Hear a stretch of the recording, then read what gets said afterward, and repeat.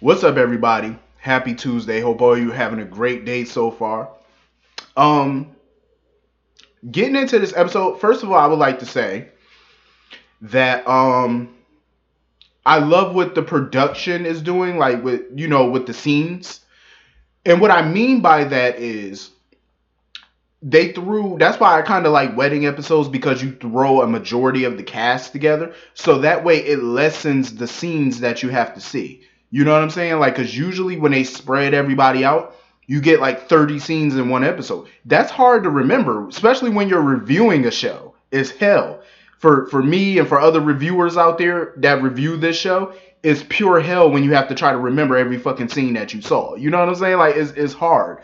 So I like that they downsize their scenes. You know what I'm saying? Like from this episode, yesterday's episode, they really downsized it, and I appreciate that because it makes it a little easier, to remember every little, remember everything. Like I said, I don't mention every little thing about the episode and stuff because that's just it would take me all day. Not all day, but it'd take longer than what I normally do. So I ain't got time for that. Um, so getting on with the wedding of Jordan and Curtis. My thing about Jordan and Curtis is I felt like the wedding was beautiful. It was nice. Um, I wish that the writers would write them differently.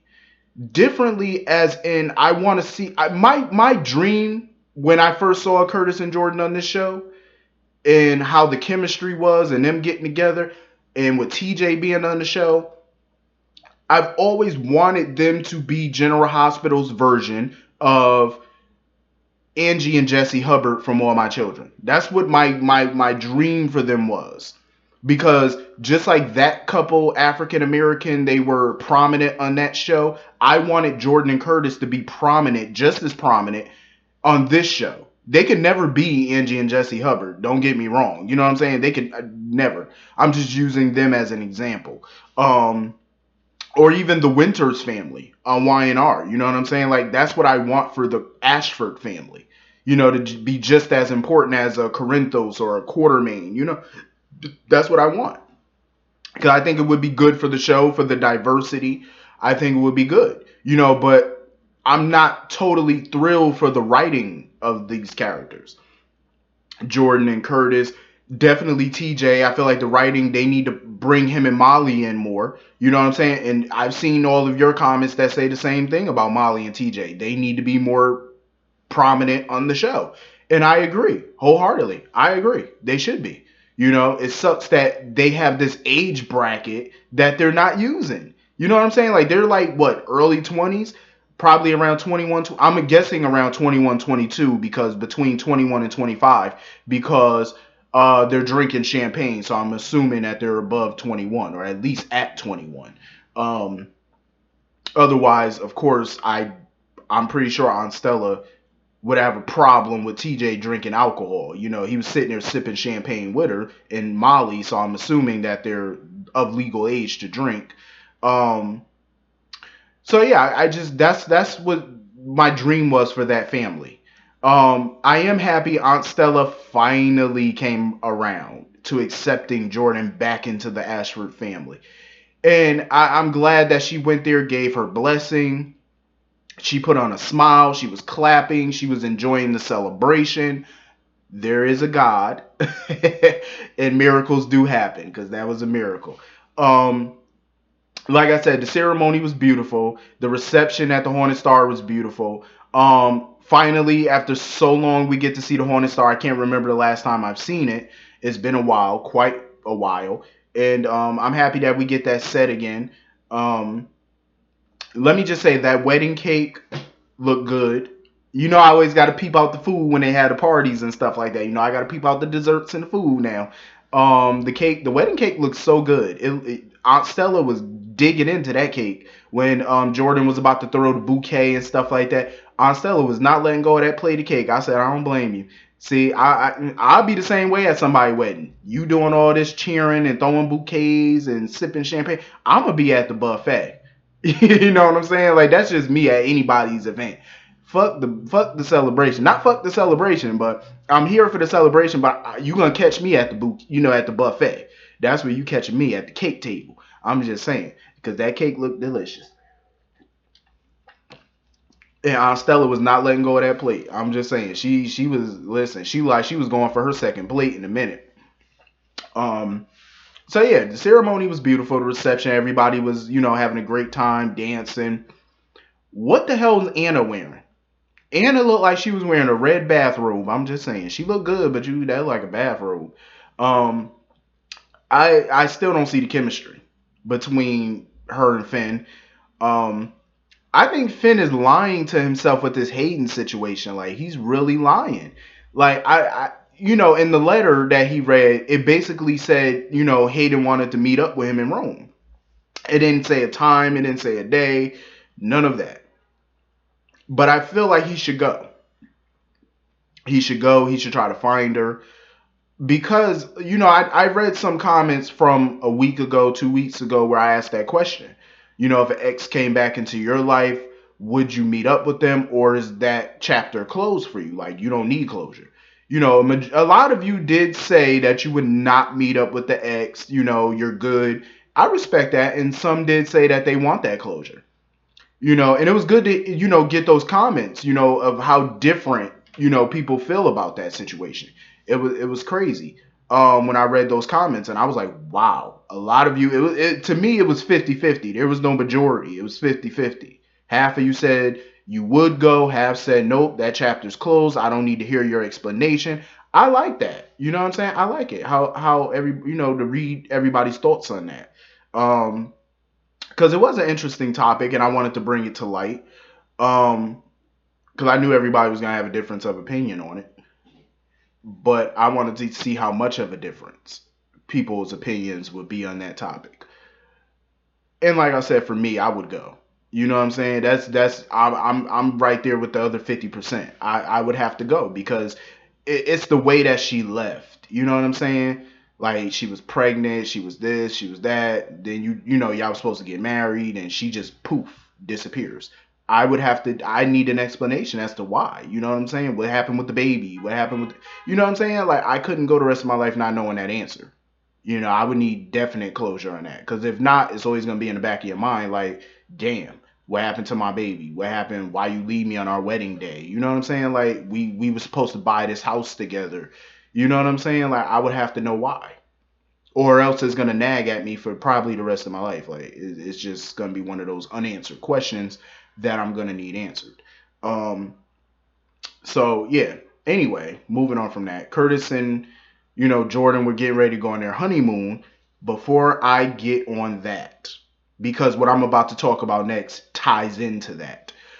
Griffin. Griffin went back to Kiki's apartment because mind you, Kiki did not show up to the wedding. You remember yesterday's episode? She opened the door. Ryan was on the other side of that door. And we didn't get to see the scene of what happened. They kind of ignored it for most of the episode until the ending.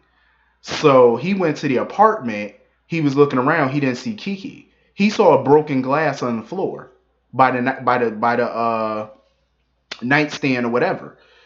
And he saw her shawl on the couch. Here's my problem with Griffin. So you see a broken glass on the floor by the couch, on the rug. You don't think anything. You know what I'm saying? Like you don't question it. You see, I mean, he kneeled down and picked the glass up, but he probably just wasn't putting two and two together. Maybe he thought, oh, she was in a rush, she knocked it over, stormed out. That's a plausible thinking. But when he saw the shawl on the couch and he took it out and he was leaving, he noticed that there was blood on it. I said, ding, ding, ding, ding, call 911. But he looked like he was running off.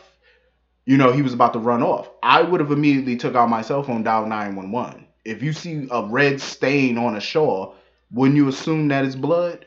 It's a shawl that she was going to wear to the wedding. A shawl that you saw. You didn't think something was up with that? I would have dialed 911 immediately. I would have told him to come to the damn apartment. Forensics, whoever. CSI, SVU, whoever you can get down here. Get them down. You know what I'm saying? Because as soon as I see blood on something, I'm assuming, and I don't see the person, I'm going to assume the worst. Plus, there's a broken glass on the floor. 1 + 1 = 2. Put it together, Griffin. It don't take long. I'll wait a second. Call 911. Fool. So that's what brings us back to Curtis and Jordan. They had a room at the Haunted Star.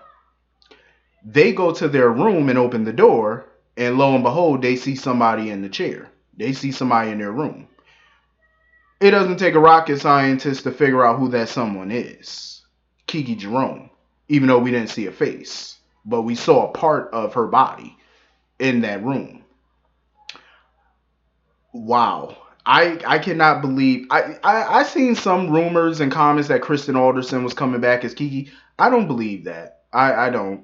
Because if that were true, we would have heard an announcement about it. We would have heard an announcement. Long before they decided to kill Kiki off, we would have heard some type of announcement about it, an official one. They wouldn't have kept it hush hush this long. And as far as I know, Kristen Alderson is still in New York. That's why she left GH 5 years ago. Well, not 5 years ago. Wasn't it 3 years ago? Yeah, she left GH like 3 years ago because she was moving back to East Coast. She was moving back to New York. So as far as I've seen on her social media, she's still in New York. She has not been in LA. So I doubt she's back. I don't believe it until I get an official word. Not to say that she couldn't have went to LA during that time, but from what I've seen, she's still in New York. R.I.P. Kiki Jerome. Rest in peace. I feel a certain way about Kiki being gone, though. I know a lot of people didn't care for the character. She was a little self-righteous and sanctimonious, I give you that. But I grew to like the character. Some characters I grow to like after a while. I get used to them. Especially when they've been on for some time. You get used to the character. And the way that she died, it was like, damn. Like, you had to go out in the most horrific way. The most tragic way. The way I see this playing out, because there was an anvil that was dropped when Laura was talking to Griffin. Because remember, Griffin was calling Kiki to find out where she was because he had some good news to tell her. My guess is he got reinstated by the board at the hospital. But remember what Laura said. She said that she witnessed that argument the night before at the hotel between him and Kiki, and it looked heated. I noticed that when she said that. And now he went to the apartment to get her shawl and the broken glass, and she ain't at the apartment, and there's blood on the shawl. My guess is Griffin is going to take the blame for this murder. He's going to take the blame. The argument, everything, her not being at the wedding, because a couple people did ask him where Kiki was. Nina asked him where Kiki was.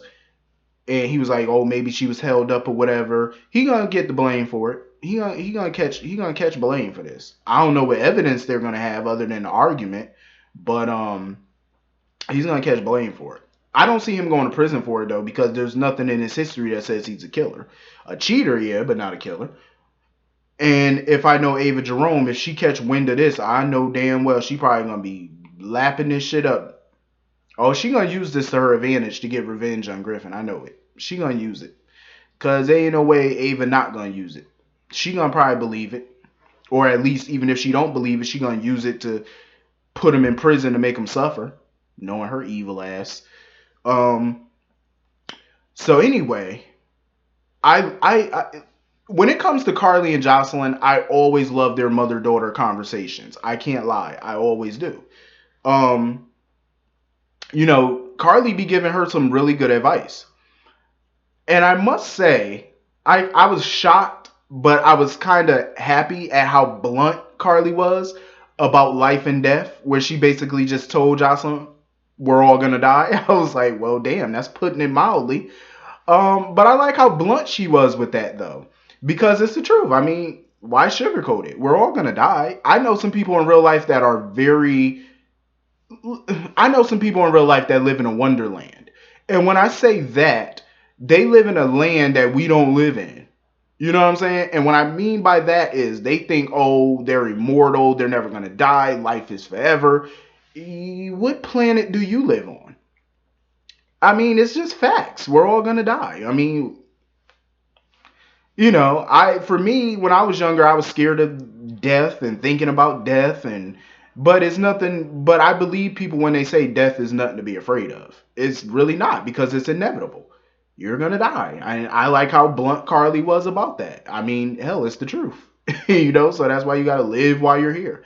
Do I believe in reincarnation? I actually do. I believe in that. I believe we'll come back one day. I believe that. Because you never know. We all had a past life, I'm sure, that obviously we don't remember because we're living this current life. But I believe that you keep coming back. I believe it just as a different form, different person.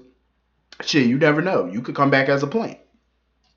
I hope when I come back, I hope I come back as like an actor or something. Or maybe a CEO. Well, shit, I could be a CEO now or an actor now, but I don't really like acting like that. For me, I don't think acting is my forte. I'm just saying, I don't think so. Cause I ain't about to remember all those dialogue shit. I can't even remember what phone number I dialed yesterday, so ain't no way I would remember a whole bunch of lines. I'm just saying. Um, so yeah, I love their conversations because Carly, she does give her daughter very good advice.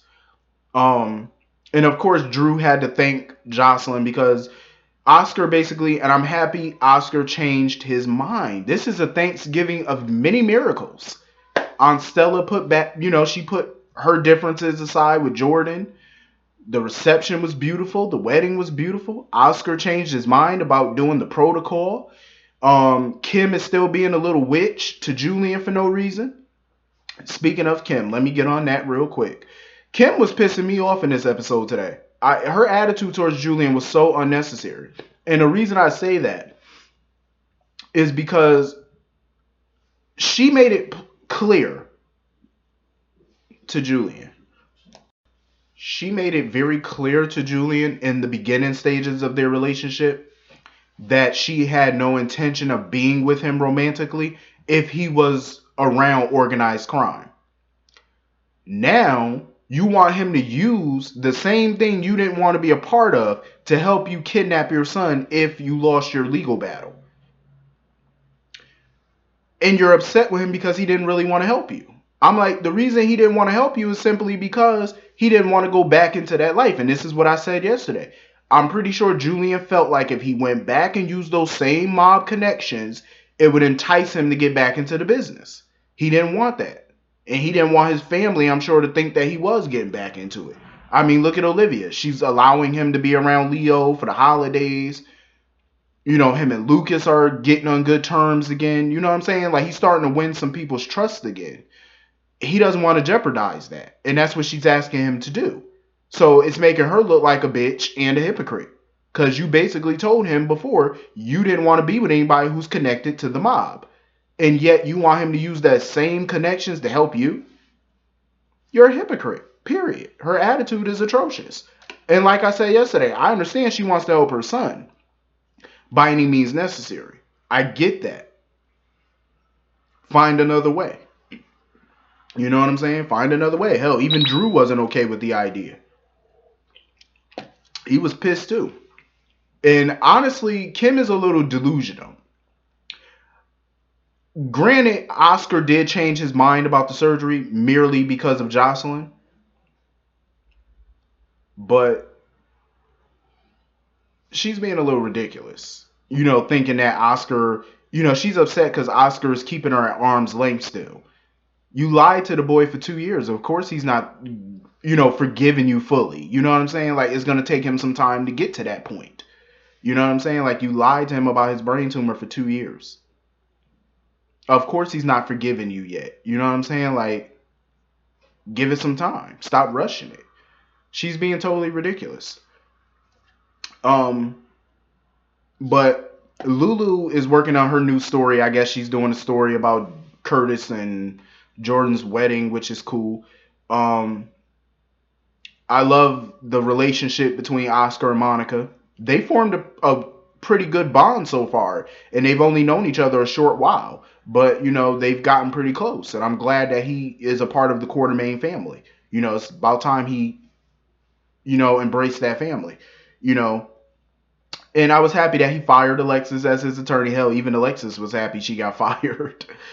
Because she wanted him to have that surgery, and he's having it. So that's always a good thing. A lot of people have won in the end. So anyway, that was the episode. I hope all you have a great day. I will see you all tomorrow. Have a great day. Peace.